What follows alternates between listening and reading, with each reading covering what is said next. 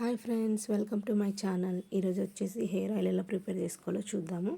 ముందుగా మెంతులు, అదేవిధంగా ఆనియన్, గోరింటాకు, గుంటగరగరాకు, కరివేపాకు, మందార పూలు, వెల్లుల్లి రెబ్బలు, మందార ఆకులు. మీకు మందార పూలు ఇంకా గుంటగరగరాకు ఎక్కువగా దొరికినట్లయితే ఎక్కువ వేసుకోండి. నాకు తక్కువనే లభించాయి, సో అందుకోసం తక్కువ వేసాను. దాని తర్వాత కలబంద ముక్కలు, కలోంజీ సీడ్స్, బ్లాక్ సీడ్స్ అండి, అదేవిధంగా ఆవాలు, ఉసిరికాయ ముక్కలు. ఉసిరికాయలు అనేవి మీకు డ్రైవి దొరికితే పచ్చి లేకపోతే డ్రైవి కూడా వేసుకోవచ్చు. అదేవిధంగా ప్యూర్ కోకోనట్ ఆయిల్ తీసుకోండి. అది ఒక పెద్ద బాండి పెట్టుకొని అందులో మీరు ఎంత అయితే ఆయిల్ చేయాలనుకుంటున్నారో అంత ఆయిల్ అందులో వేసుకోండి. ఈ ఆయిల్ కొంచెం వేడుతున్నప్పుడు మనం ముందుగా ప్రిపేర్ చేసుకున్న ఇంగ్రీడియంట్స్ ఒకదాని తర్వాత ఒకటి వేసుకోండి.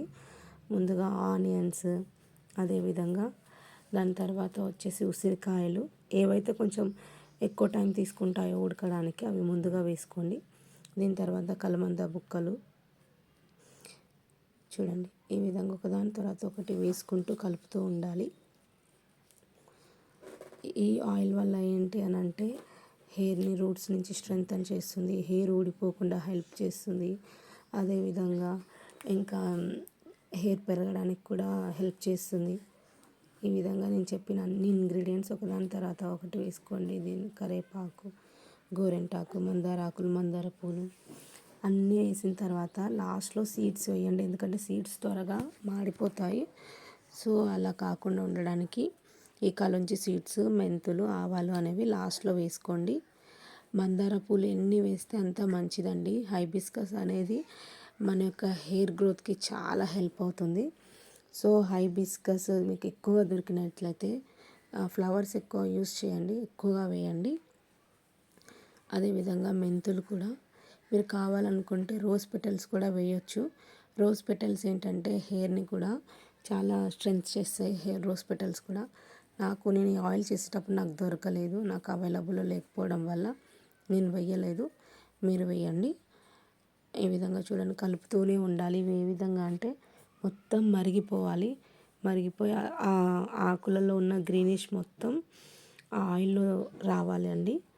సో ఆ విధంగా కలపాలి. అది అంతవరకు వచ్చేలా మనం చేయాలి అని అంటే ఇది మొత్తం నల్లగా అయిపోతుంది. మనం ఏవైతే ఇంగ్రీడియంట్స్ వేసుకున్నామో అదంతా నల్లగా అయిపోయినప్పుడు దాంట్లో ఉన్న వాటి యొక్క ప్రాపర్టీస్ అన్నీ నూనె అనేది తీసేసుకుంటుంది. సో ఈ నూనె కూడా ఏంటి అని అంటే మనం హెయిర్కి వీక్లీ ట్వైస్ అలా పెట్టుకొని హెడ్ బాత్ చేయొచ్చండి. ఆయిల్ అనేది ఎప్పుడైనా హెడ్ బాత్ చేయడానికి ఒక 1 అవర్ కానీ లేకపోతే రేపు హెడ్ బాత్ చేస్తామంటే ఈరోజు రాత్రి కానీ పెట్టుకొని వాష్ చేయాలి. అదే పనిగా పెట్టుకొని బయటకు వెళ్ళడం అలా చేయొద్దండి. సో డాండ్రఫ్ అనేది వస్తుంది. ఎందుకంటే బయట ఉన్న డస్ట్ మొత్తం మన హెయిర్లో ఉండి ఆయిల్ ఉండడం వల్ల అలాగే ఉండిపోతుంది.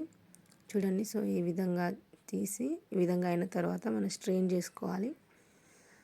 నాకైతే ఆయిల్ ఎక్కువనే వచ్చిందండి అండ్ స్మెల్ కూడా చాలా బాగుంటుంది. ఈ ఆయిల్ చేసేటప్పుడు అరోమా అయితే చాలా బాగుంటుంది. పెట్టుకున్న తర్వాత కూడా హెయిర్ అనేది కొంచెం మందంగా చాలా లావుగా మంచిగా కనిపిస్తుంది. నార్మల్ ఆయిల్కి ఈ ఆయిల్కి డిఫరెన్స్ అనేది మనకు తెలిసిపోతుంది ఈ ఆయిల్ ద్వారా.